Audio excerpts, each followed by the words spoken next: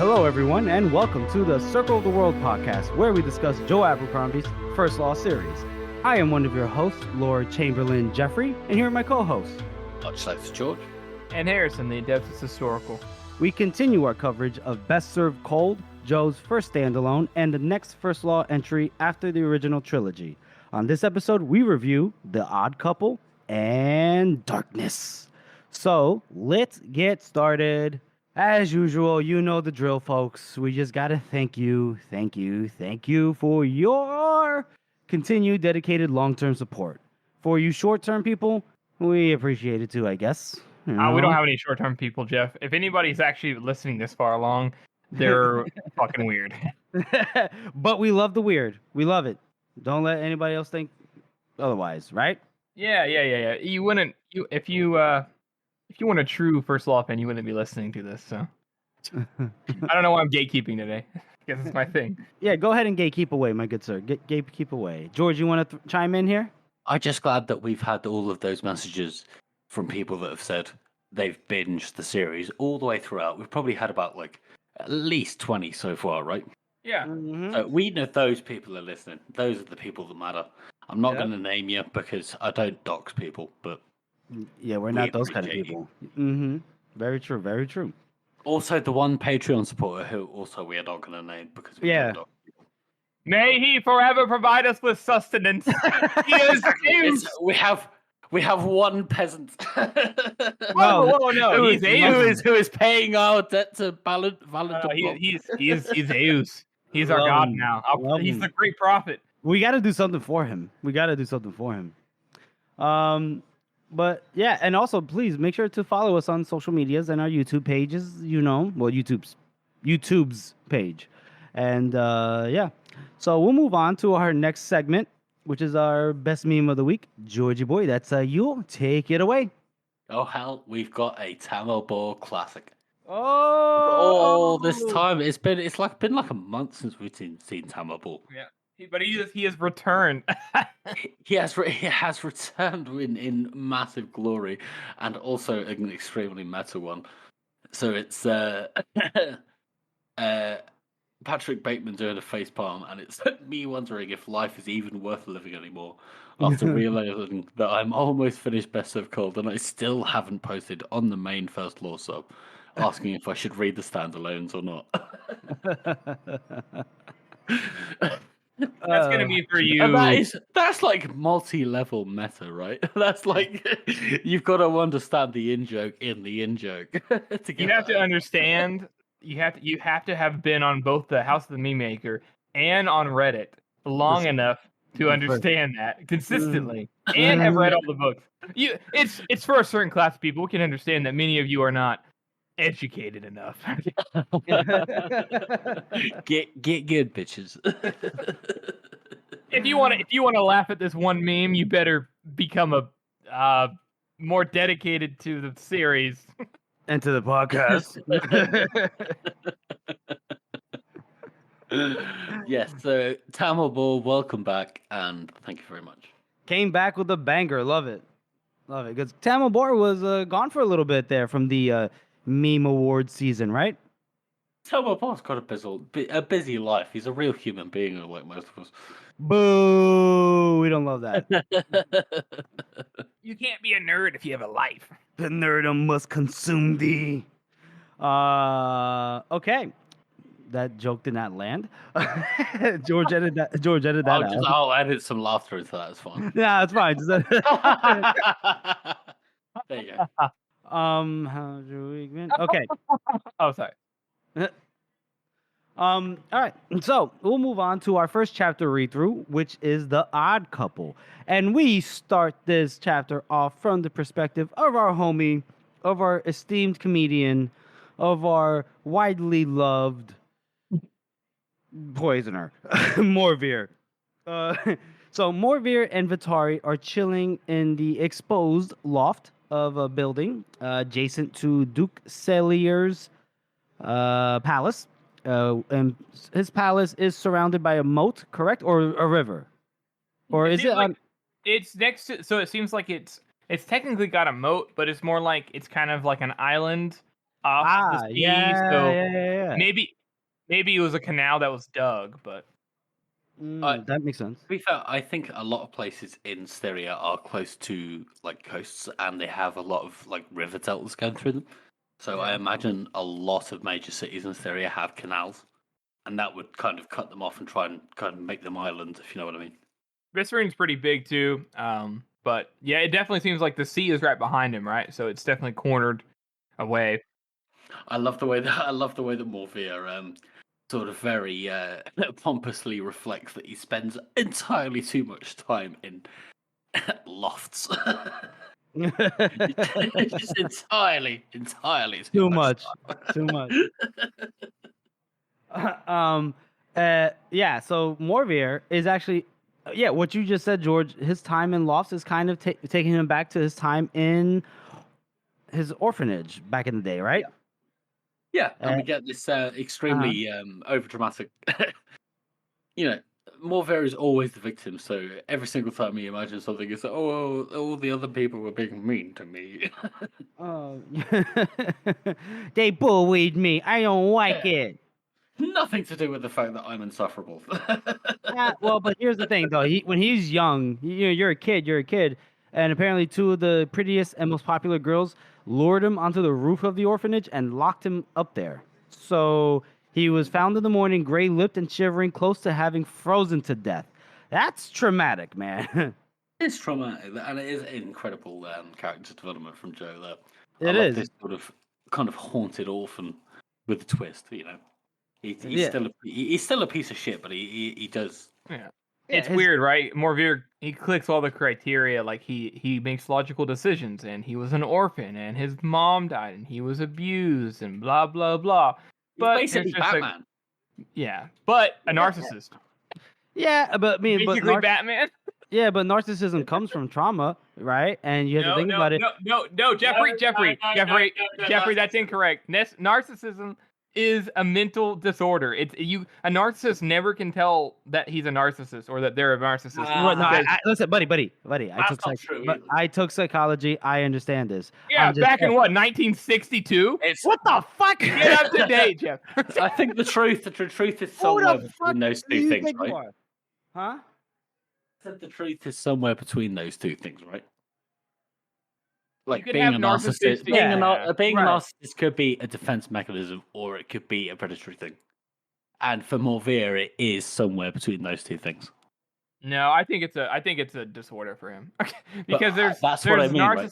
You have narcissistic traits, and then there's narcissism.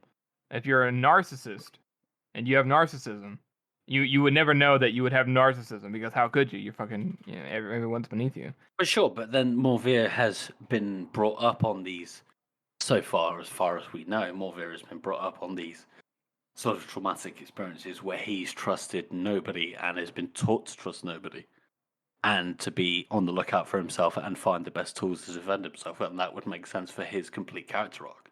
Mm-hmm. And in that kind of sense, it kind of does make sense, because that's what a lot of narcissists are. Narcissists are abused and they become that kind of person because that's the best way to survive in that environment. Everybody is a product of their environment. I think that's the kind of lesson that Joe is trying to teach. Yeah, and I mean, we kind of can see, like, where his mistrust of people, also at the same time his desire to fit in. Right? Yes, but that's what narcissists always want, though. They want to fit in. They want to be the center of attention. They don't want to fit in. They want to be the center of attention. They want everybody to fit to them. Right. So they're chilling, right? These two, and they are scoping out the palace, and they are wondering, how do we get in here? How do we get in here? But in the meantime, Morvir is complaining while saying, he doesn't want to complain, but he complains. He complains about why he's being told to survey the palace, why they have to go back to Mercado's charitable institution for the housing of displaced agricultural workers. That's a long fucking title, man. But it's very accurate. Very, very accurate. Vitari's taking it in stride. She kind of goes, look, yes, but at the same time, she's paying, so who cares at that point? She's paying. I love that line too in the beginning when he's like, "What?" He's talking about why does he have to be the one to go out there and survey? He's not a general, and she's like, "Oh no, you're a murderer on a much smaller scale." That's such a good line. Yes, for sure. And then he says, "I don't like being in the middle of a war." She goes, "It's Styria and it's spring. Get used to it. That's what it is." Uh, and then he goes, going back there sucks. And she goes, "What? It's not better than out here?" And he goes, "Look, downstairs the kids of the farmers, they cry into the night, and upstairs the our employer, aka Monza's, profoundly unsubtle erotic adventures with our barbarian companion keep the floorboards groaning at all hours." And then Victoria goes, "Yeah, you got a point. By the time they're done, they're gonna cave that floor in." He goes, "Yeah, they're gonna kill me." But again, Vitari doesn't really care as long as she pays, you know. But Morveer's worried about her lack of professionalism, her lack of professionalism, and her lack of attention to detail might bite them in the ass, right? Little do they know, it already has. But they're just scanning the palace, and they're talking about like how do they enter the palace? What's the best way to enter? North wall, south wall, blah blah blah. And then they notice that there's some soldiers are bringing a couple of people towards the palace. These people are naked, and they're like, "Ha ha! Look at these goofballs! Oh, sucks for them." And then Morveer is looking through his eyeglass, and he goes, "Wait a minute, that woman looks like..." And then Vertari goes, "It's fucking Mercado! Fuck!" And then now they're freaking out. Now they're like, "Oh, fuck! Shit!" Vitari's worried because if they have Mercado, then she doesn't get paid. So Morveer is freaking out big time here, though, because they have Day. To the point where Vitari is telling him to calm down, but he goes, "I am calm." But he just cannot leave his assistant behind there. He simply cannot. And Vitari asks him why. And he goes, "Well, I flatly refuse to go through the trouble of finding another assistant." And I Perfect find that answer. funny. I find that funny because is that actually true? Is it? It seems like he's just being No. flippant to kind of deflect and Yeah. try to be genuine. He's trying to be But deflecting. He's trying to deep deflect. down, we know that is actually the reason. Like he genuinely cannot be bothered. Well, I mean, this is not. I don't know about that. Day isn't his first or only assistant. Remember, we see from internally his viewpoint of Day, where he feels some kind of Weird. connection. Yeah, but it's weird. It's always yes, weird. yes. Of course, it's always weird. I'm just saying, to him, it's real, but he just can't admit it out loud. Well, I would say, to answer your question, George, he's not. That is not true in any case. He obviously cares for Day in some sort of way, and he is just like you said, Jeff. He's just deflecting. He's just why would he ever admit his true feelings? Why would he ever be that vulnerable to somebody? Exactly. We can talk a lot more about this in the future, but for now, we should shelve it. Yeah. Well, yeah, we will. And I love how Vitari, like this whole time, like this is probably one of my favorite performances for her inside of this chapter, because it's just her and Morveer going back and forth, and she's rarely like the center point of like a scene. And in this scene, it's just her like just giving him shit. Seems like the whole scene, like she's like, "Oh, you don't care about her?" Like that's the kind of vibe she's getting. And then whenever he's like, "I flatly refuse to hire another assistant," she just grins even more. Like she's like, "You fucking pervert." And she's like, "Fine, you need your girl, I need my money, whatever. So let's keep going." And then Morveer, like she's like, "Do you think we can grapple to the roof?" And he's like, "You can truthfully secure a grapple hook up there?" And she's got one of the. Go ahead. She says, "I could get a grapple through a fly's ass." That is one of the most ridiculous lines and most creative, awesome lines that Joe's ever written. But what the fuck? And then we get a complete counter from Morveer as well. Because Vitari's like, I can do that if you can keep the boat steady. And Morpheus is like, I am the finest oarsman on this side of the pond. Yep. And so once they establish that those two are the best in their fields at grappling and oaring, apparently, they're like, good for you, good, excellent. I And like to see some teamwork. yeah, and Morveer says that his heart was, racing because of the argument, because of worrying about Day and stuff. And he goes, he might not have liked Vitari, but her competence was in no doubt. Given the circumstances, he could not have selected a more suitable companion. A most handsome woman too, in her own way, and no doubt every bit as firm a disciplinarian as the sternest nurse at the orphanage had been. And then next line. Her eyes narrowed. I hope you're not going to make the same suggestion you made last time we worked together. And he goes, I can read anybody. He goes, there will be no repetition of that whatsoever. And then she goes, good, because I'd still rather fuck a hedgehog. What? Oh, roasted. I like the implication that Morpheus kind of thinks that he's being really sneaky and he's like kind of sneaking a look at her. And he's actually just like openly gawking. He's like looking looking right at her tits. And she's like, bro. He's like, ooh, a nurse in an orphanage. Ooh, I like that. Nice and stern. And she's like, you disgust me, creature. Creature. I And love then how too, like, she says, like you said, all his words are written with explanations. Like, yeah, you made your preferences quite clear on that occasion. There will be no repetition of that whatsoever. I can assure you. He's like yelling at her. Yeah. She's just calmly responding.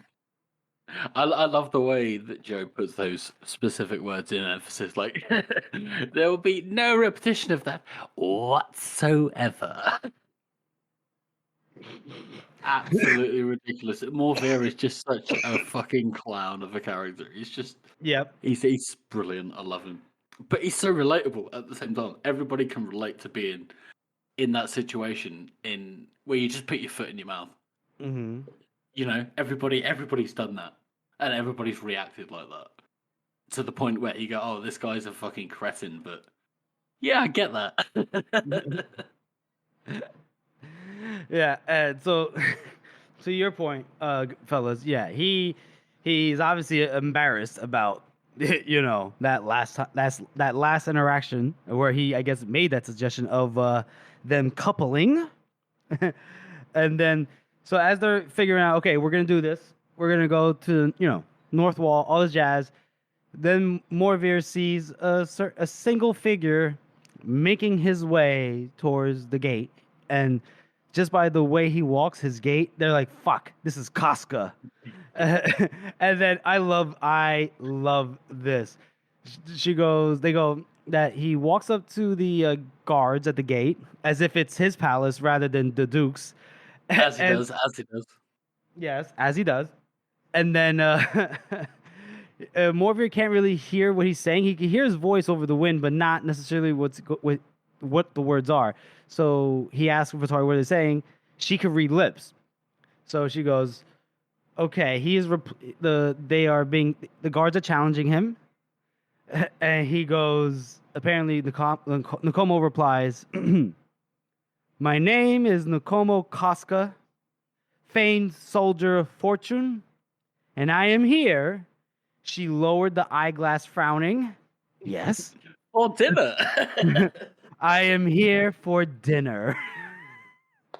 And that's exactly what he said in a couple of chapters previous. I think it was just absolutely fantastic. He actually did it, the absolute madman. He did it beautiful. Love it.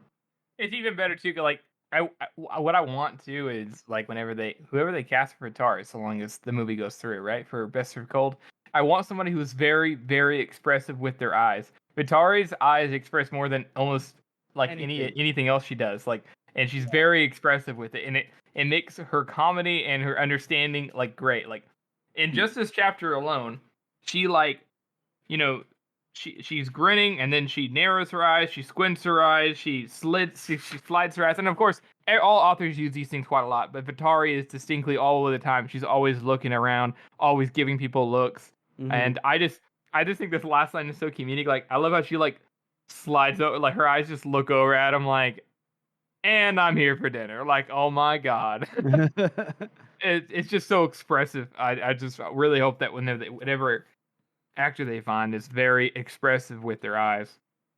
She's very expressive with her eyes.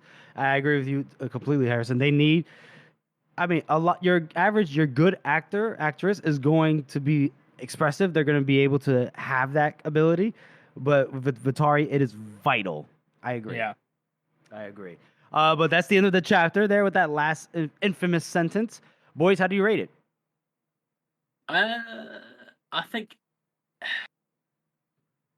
this is an interesting one because it's very short. It's very interesting, the interaction between Vitari and Morvia, and we get a lot of interesting kind of introspection into Morvia especially. But apart from that, it's very short. And I reckon I'm going to give it a 3. Fair enough, George. Harrison? I think I'm gonna go with a 5. I just really like I said, I think this is like Vitari highlight chapter. She's so funny here. She's absolutely hilarious. She knows exactly who Morvir is, exactly what he's like, exactly what he's after, and she just has to play pretend with him until he can catch up with his own reality. Yeah. And I just think it's so well written for a character, for her she's a character that we never get a POV from, and she has so much character otherwise without it, and this just is shown here. But I also agree. I mean, it's not very much. It's a transition chapter, but for transition chapters go, it's really good. It just just isn't like amazing. Yeah, honestly, I'll agree with you, Harrison. I was gonna go 5 as well. That's the number I had in my head. I like it. Short chapter, very short chapter, of course, but just the characterization we get from Morvir, some more insight into his backstory, the banter with Vitari obviously just being like 3 steps ahead, at least if not 5 of anything. Huh? I mean, Vitari is just like fucking on point all the time. She Yep. never gets, hardly ever gets anything wrong. Right. And just the banter between those two, like I mentioned, and then that just it's nice to see them working together though, in tandem, right? It is nice. I like that, they're figuring out intelligent methods of ingress in terms of entering the palace. And then we get the whole, fuck, Monza, Mercado, and Shivers have been caught, blah, blah, day. And then we get Nakoma, fucking Casca, and Vitari's just her retelling of what Nakoma is saying is just, chef's kiss. So 5 out of 9 fingers for me. Thank you for that, boys. We, appreciate the ratings on that chapter. It was a fun one, although it was a short one. And now we will move on to our next segment. And it's a bit of a switcheroo because usually this is near the end. But we are going to move on to our community interaction segment. Harrison usually takes the reins on this. Harrison, my good sir, take this away. Yeah, today we're going to be pointing out how Jeff has done a great job at actually fulfilling some of his promises, unlike the rest of us. He's been releasing the took 2 years. Lord, the I can't the audience chamber videos, which are really, really, really funny, and they're on YouTube. And he's going to be releasing them on Reddit by the time this episode comes out as well. He's put a lot of work into them, and they're really funny. And if you don't think they're funny, you're an idiot. But we just, by the time this episode comes out, the community interaction will be Jeff's video on Reddit. So, yeah. So basically, what the boys have convinced me to do is that by the time this episode releases, I will have posted on Reddit, the subreddit, the First Law subreddit, post, I guess, linking the playlist, but also inviting people to give ideas of what other silly little scenes from the First Law that I do next. So I will. Because Jeff, your little fucking skits are so funny, and they're so... Stop. I can't handle compliments. I know you can't, but it's just your facial expressions are so good. Yeah, it's great.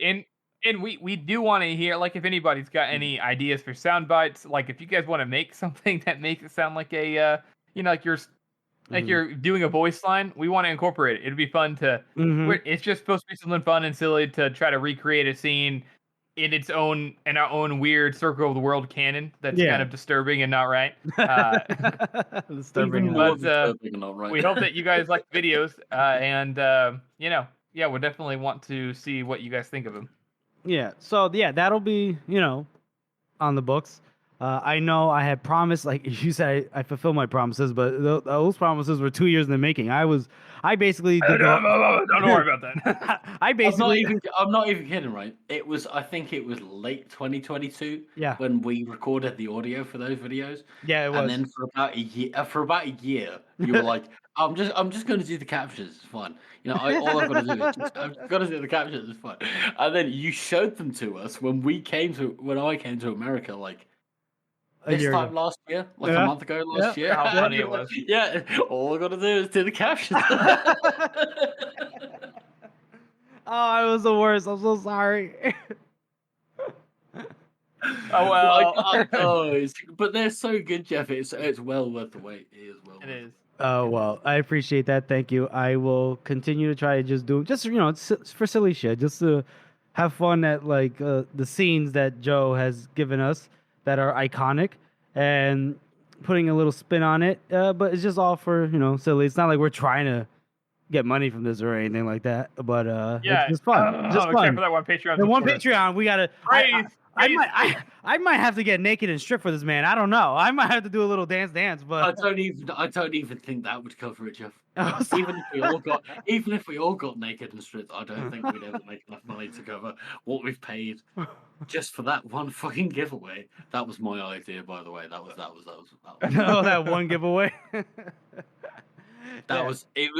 We got a lot of new interest, and we got a lot of people messaging us about it. But how much was it?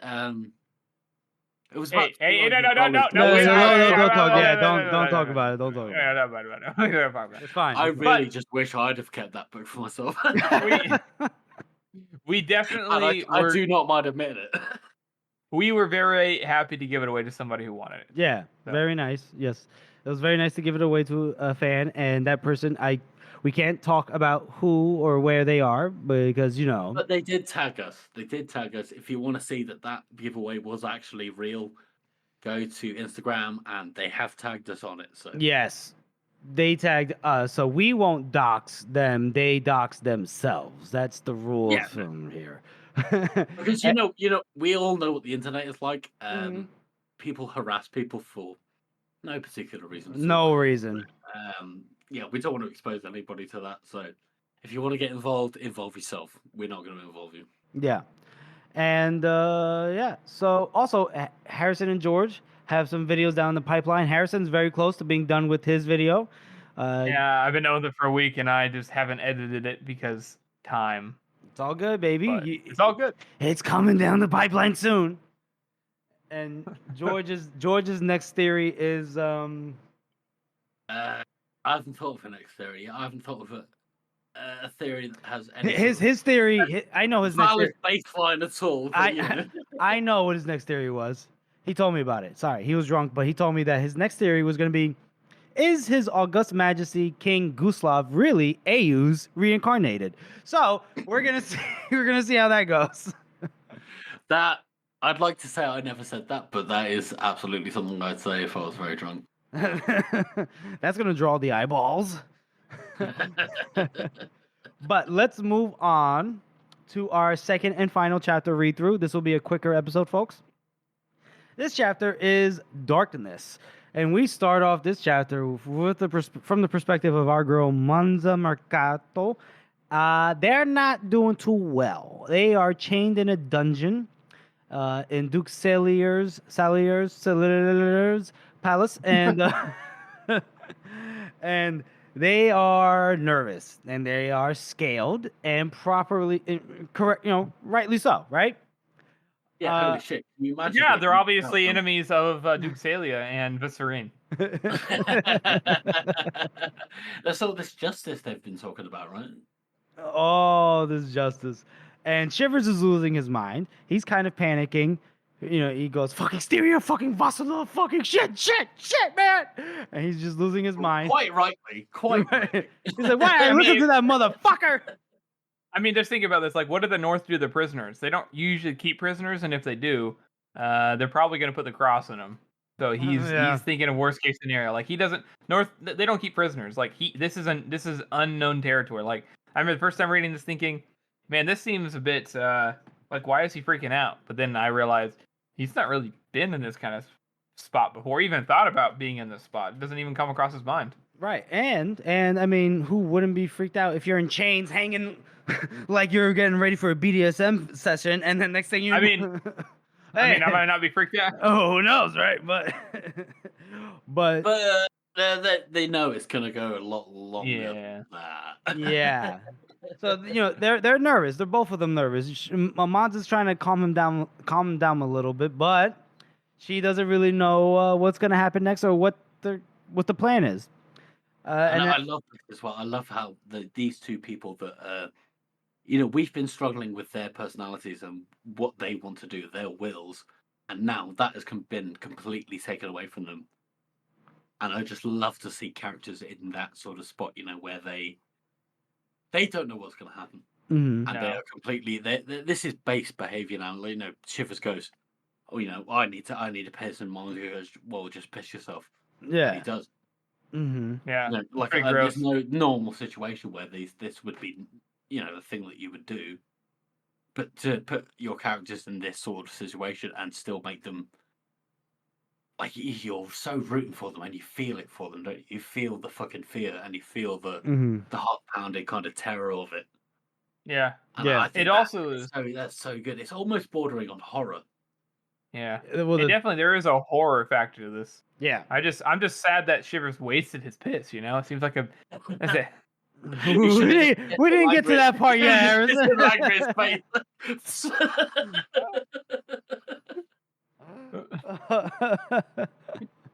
We're not there yet, Harrison. Don't worry. Oh, damn. Look, at least the cobbled stones on the floor appreciated his piss, I hope. But yeah, they're freaking out, obviously, as we mentioned. And then two people enter the dungeon. Langria and Pello. The same two people that basically captured Shivers and Mansa. Yeah.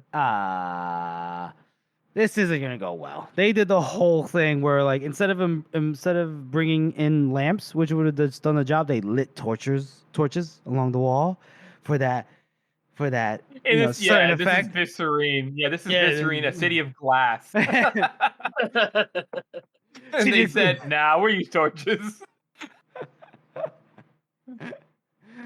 They believe in low light, and they could smell that Shivers pissed himself. Langria gets a brazier going, aka fireplace, aka hot stuff, and they do the whole thing that you see in movies where they go, "Listen, we're not bad people. We don't want to have to do this. We don't want to have to interrogate you. We don't want to have to torture you." Well, you say that in movies, but that's literally Glock's first chapter, right? Listen, don't you besmirch Glock. That's exactly what he says to.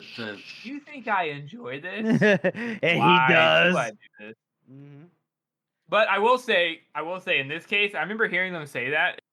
Normally, whenever people say, "Oh, we're the," even when Glock said, "You're like, we don't really want to do this at XYZ." It's like, okay, whatever. But I do feel, whenever I read this, I was like, yeah, these guys feel like just normal people. Since it's Joe's writing, I know these people are like written as human beings, and so I definitely feel the empathy of them not really wanting to torture somebody. So you think they didn't want to torture? I think they actually really did not want to do this. That's why they're, as we'll see here, kind of sloppy about it. Like they're just like, come on, dude, like we give us something. We need something to go off of. Then we can take a break and deal with it later. Like they seem a lot more.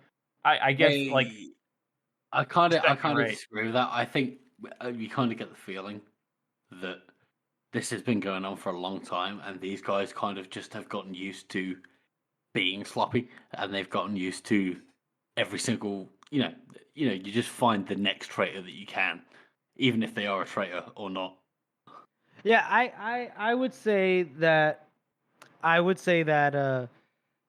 think I don't know if this is more to George's point or more to Harrison's point that it's not that they don't want to do this, but it's kind of like they're just going through the motions. Exactly. And they're not really caring about getting to the truth. Like if they would have just listened, like the fact that Carl Shivers, a fucking Northman, is saying her name is Monza Mercado, that would have given anybody kind of pause. Like, wait a minute. Yeah. But I feel like even Glockter at the first chapter of Blade itself, it's like that. He's going through the motions. He's been doing this job for like 4 or 5 years. Yeah, at but that he cares about the truth. He likes it. No, But he no, likes it's just because he hits that point. He hits that point where he knows something's going on. That is exactly when the story starts. Yeah, that's That's a good point. That's exactly when the story starts. Sure, but Glockta has always been about like digging to the bottom of things. You know, he's always been that kind of guy. Yeah, but we only know that from the start of that story. We don't know him before that. Well, to George's point, later on, whenever he's just interrogating random Cantic people, he doesn't like it at all. He's not enjoying them. He doesn't give a shit. Right, But like when he's interrogating that dentist, he's like, "Oh yeah, you tried to fix me and you failed." So right, but my point is, but my point is that he knows there's no real truth to interrogating those Cantic people, right? He knows that this is just a racially profiled. Exactly, but that's why Langria and Pello are just like, yeah, well, just give me something. Just give me something I can say about my colonel. Yeah. Even when, and they've even heard so many stories that when Monza says, "Oh yeah, I work for General Ganmark," it's like, "Oh yeah, you work directly for General Ganmark," and she's just like, It's like, "Oh well, that sounds suspicious." Right. Well, let's get into this real quick then. Basically, Langria and Pello get the brazier going. They're ready to go, and Langria and Pello are asking her and Shivers what's going on, and she goes, she doesn't tell them right away anything about herself necessarily. She just says, "Look, we had the uniforms of the Talonese because we wanted to be able to drop in with them if they broke into the city because we're here to kill Ganmark." But she's not explaining herself. This is the thing I've noticed. She's tripping over her words, isn't she? Yeah, tripping over her words, which on one hand is understandable, but on the other hand, it happens in every fucking movie or book where the character, if you just know, like, just say the specific sentence, and at least they'll take you kind of seriously. But no, it's I can't do it. She goes, Langria goes 9 times out of 10. We might have believed you, but 9 times out of 10, whatever the fuck. So you're gonna have to do better than that. Monza should have just. Same time, I see what you say. I see what you mean. Like in films, when you see that, and it's just like, oh, why don't these characters just have that conversation?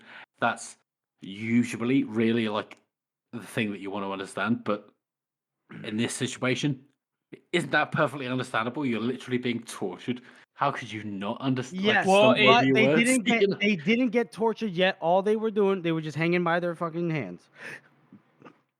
Yeah, but she knows what's coming. She literally says that. She literally knows. Yeah, she knows what's coming. So at that point, no wasted breath, baby. Stop. So instead of saying I can't do fucking better, just say blah blah blah. My name is Monza Macaro. Benna died. Here's Cardates. Here's this and that. Like things that like only specific people would know, just to kind of lend you some kind of credence, some kind of credibility.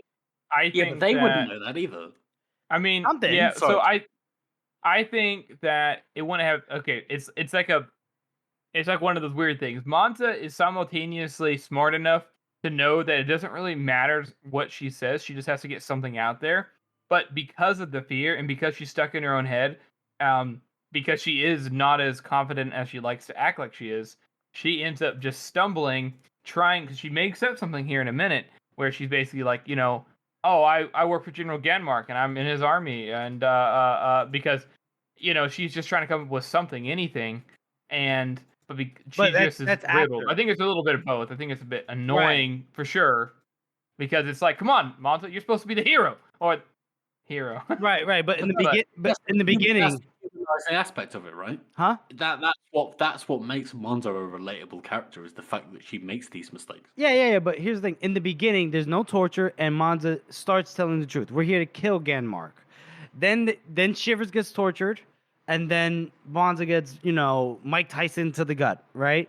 Then she goes, we're with Ganmark. We're with Ganmark. So that's where she makes the mistake of like not actually having a Following through. following through with the full. Also, if nobody else, if somebody who's listening to this had never been punched in the ribs full force, you don't know what it's like. Oh, it sucks. It sucks big time. fucking You can't awful. breathe. Can't breathe. It Yeah, blows. You terrible. practically throw up. No, I'm dead serious. But anyway, so let's get to the heart of this matter, right? Monza starts talking about, hey, I'm, here to kill Ganmark. They don't believe her.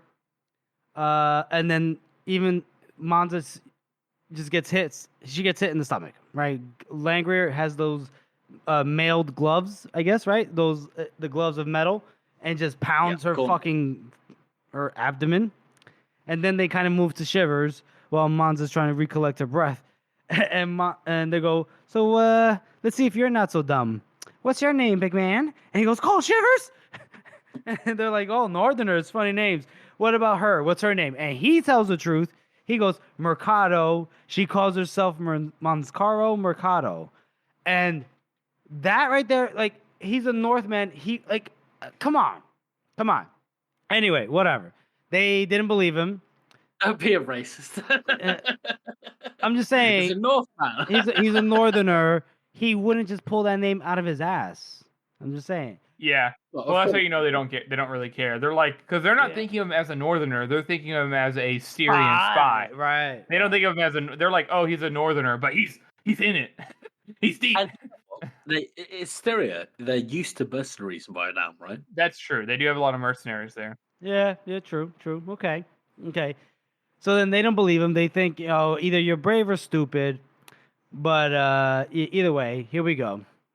And Shivers is like panicking because Pello grabs him. He's panicking because he's saying, like, look, we're not with Orso. We don't know anything about his army. And then he kind of falters. He goes, look, I don't know. And Monza's trying to add to this. She's trying to say it's the truth, but because they beat the fuck out of her abdomen, she doesn't really have a lot of projection in her voice. They're just Pello's holding Shivers tight as he's chained, and Langrier's walking towards him with that length of iron that was in the brassiere. And Shivers is losing his shit at this point. He goes, "It was her." He's just flat out saying, "It was this bitch. It was Mercado. She hired me. 7 men to kill her brother. Vengeance."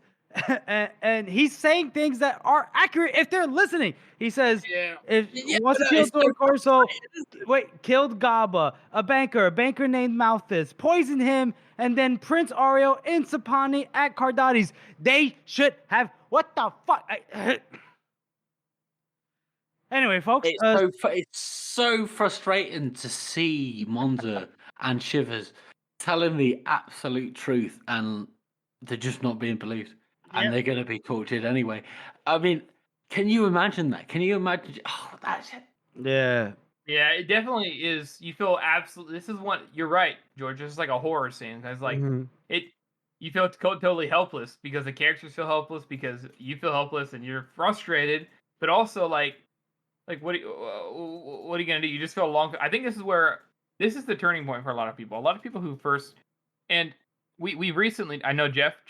Don't outburst. I know you disagree, but George and I have agreed, along with some fellow the Stink of Talons, that a lot of people should probably start the series on Best Served Cold. But for people who start it, and for people who've already read the original series, whenever you get to this point and the next few chapters is what determines whether you're going to stick with the series. Because this stuff is brutal. You feel helpless. It's depressing, and it really does change how you view the series. It goes from like, 100%. Okay, we're gonna do things, to like, oh my god, they're fucked. Yeah, but in a relatable way. Yeah. I mean, there are so many authors that, and I'm not going to name them. They're mostly obscure, but there are so many authors that go for just the grimdark route, where a character just goes down the dark road straight away, and they're like, "Oh, what a bad person I am," and just do the bad things anyway. But these people are in a fucking bad situation, doing the best they can with what they've been taught. and what they know, Mhm. and they still get fucked over anyway. Yep. No, very true. We're halfway through the book, basically. Yeah. Mhm. And this is what, goddamn, this series is going to be etched in stone, guarantee it. For sure. For sure. And I mean, getting back to this little scene, they're not listening. Langrier and Pello. Even Monza's telling them that she's got money, she's got gold, Herman's gold, and they're all like, convenient timing. Everybody promises gold at this That's point, true. right? Yeah. Right when we're about to burn them with a hot iron. Yeah. And then they just don't really believe her. They don't care. And then Langrier just takes the iron and just presses it into Shiver's face. I'm gonna read this description, Yes. and then we probably I won't can talk hear too this. much. I just wanted, before you start the description, I can just hear the sizzle. Yeah. Like when you first put a steak down in the pan. Yep. It made a sound like a slice of bacon dropped into a pan, but louder and with his mindless blubbering screech on top of it. Of course. His back arched, his body thrashed, and trembled like a fish on a line, but Pello kept his grip on him, grim-faced. Greasy steam shot up a little gout of flame that Langrier blew out with a practiced puff of air through pursed lips, grinding the iron one way, then the other, into his eye. While she did it, she had the same look she might have had wiping a table. A tedious, distasteful chore that had fallen to her and unfortunately had to be done. Ha la la la ho! Poor Shivers. Poor Shivers. We don't want to like bask in the morose and all that, but poor guy. He especially had an eye put out, and there's a lot to go into that when we really talk about. I don't think we should go into it now because we should talk about it in maybe the next week. chapters. Yeah. But there's stuff. Well, let's just say for now that maybe this is a little bit more than 8,000 scales is worth. Yeah, I think at this point, yeah, You know? he might want to renegotiate. Yeah, he's signed up for a lot, and he's gone above and beyond his contract at this point. Yep. And he's even renegotiated. But Absolutely. this is a bit much. Yep.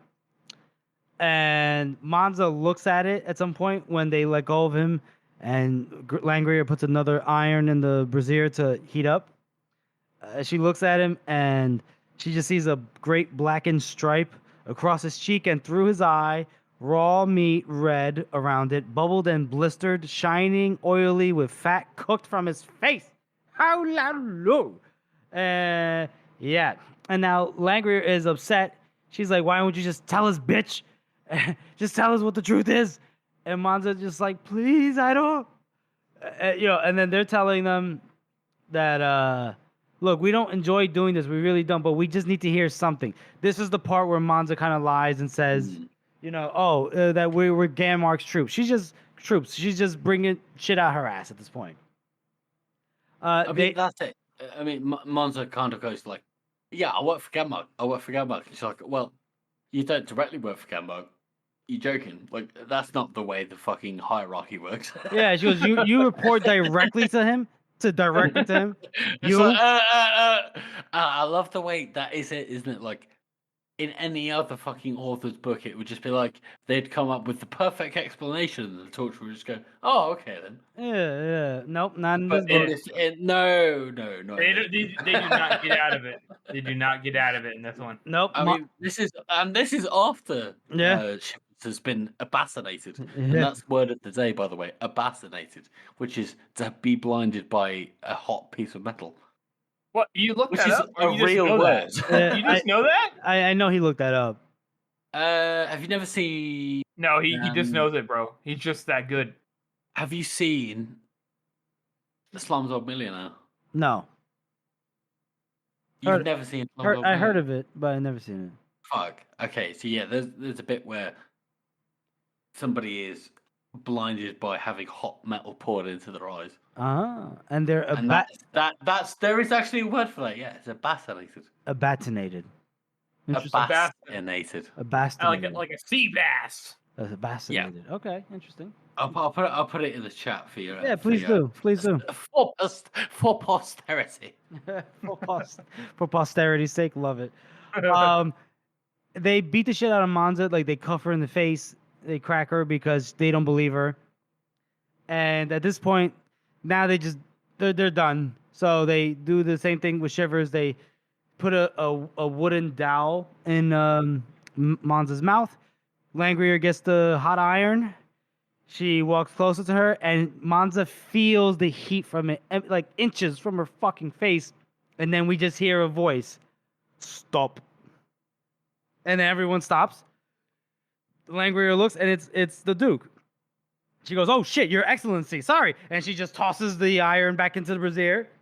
And then we hear the Duke say, "Are these who you're talking about?" to somebody. And then out of nowhere, behind the Duke, we see Nkomo Koska. He goes, "Ah, indeed they are." And then he looks at Shivers. He goes, "Ooh, too late for his idol. Too late. Yeesh." But the Duke is like, "Oh, but early enough for his life."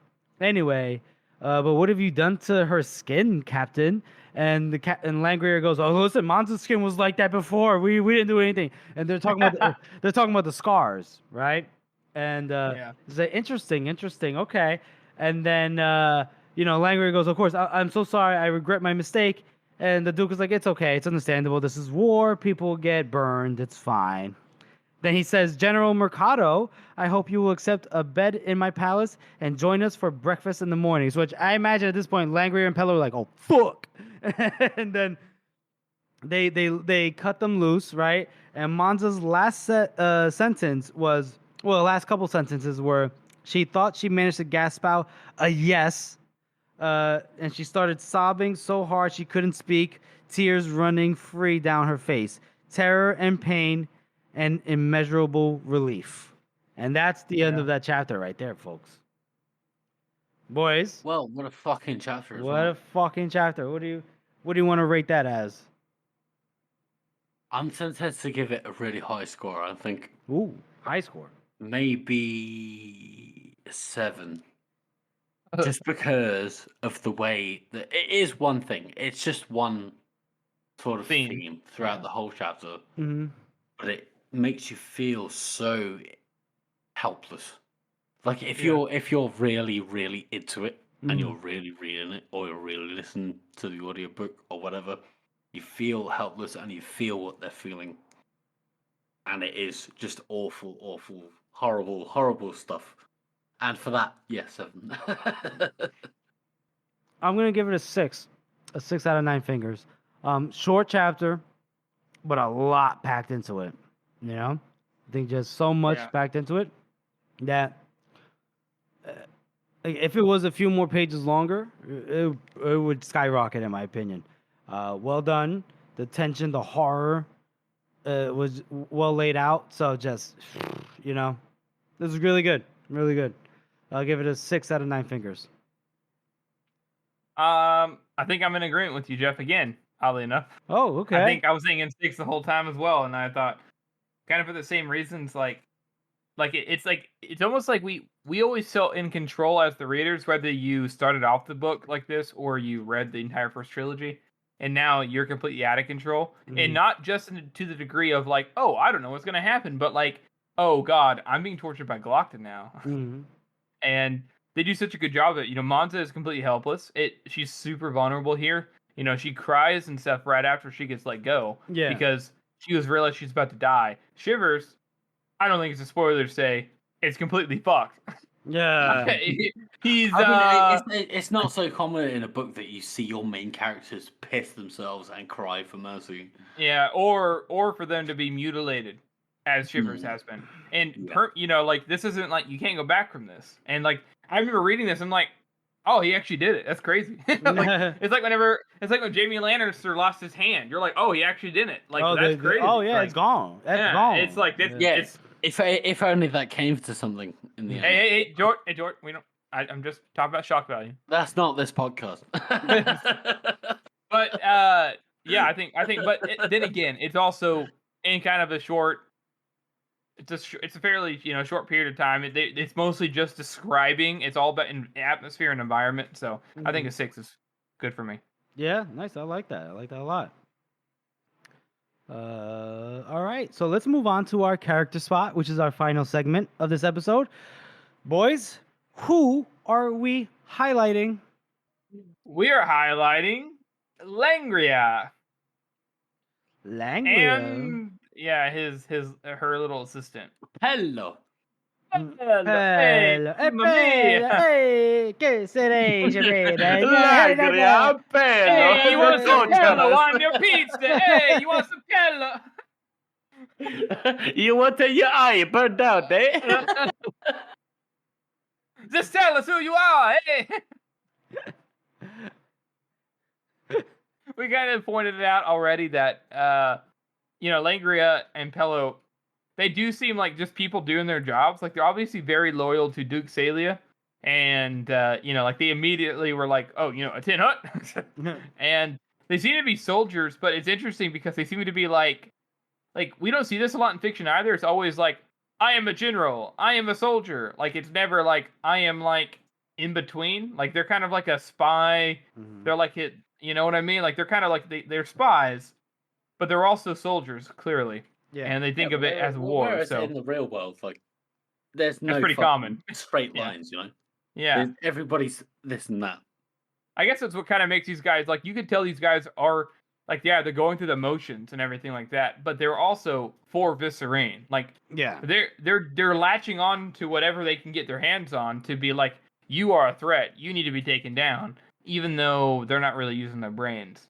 And but then you can think about it the same way that, like if Glockter lost, like if Glockter got captured, or that would just be his perspective again as well. Like like it's every single time there's a shift, there is literally, you can imagine it from any main character's perspective, and you can just and Joe does this so well where it's just incredible, isn't it? Like, you can imagine so many different perspectives. And so yeah, I think from the different perspectives of Langria and Pello doesn't really have too much personality. He's kind of just like a henchman, but Langria seems to have a lot of and we'll point it out here without spoiling too much, of course, but she also a little bit later on comes across as like whoops, my bad, and means it, and that's yeah. I guess these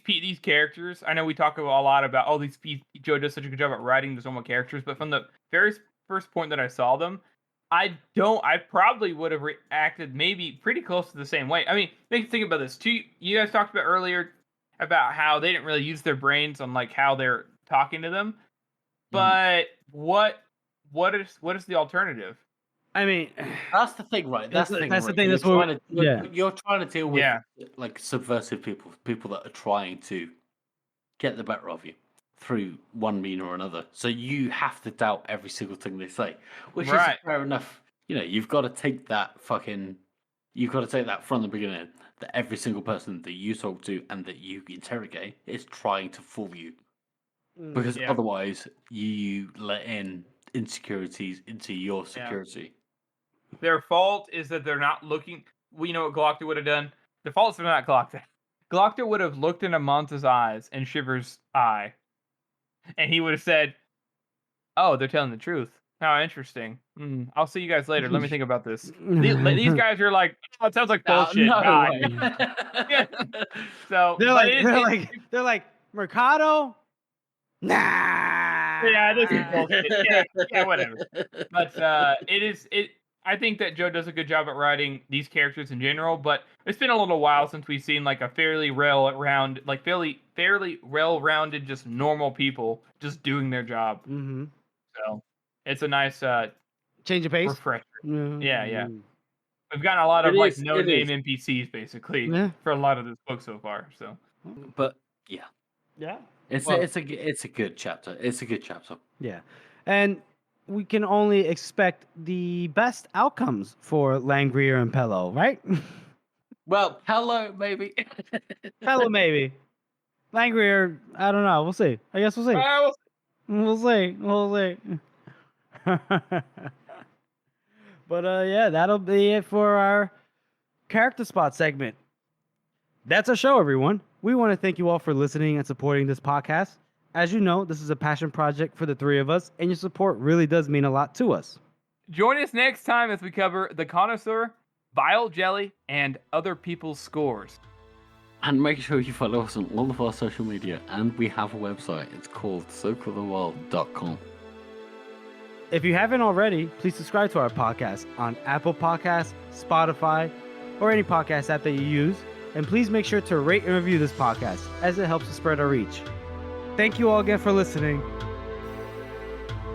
Which one of you pissed?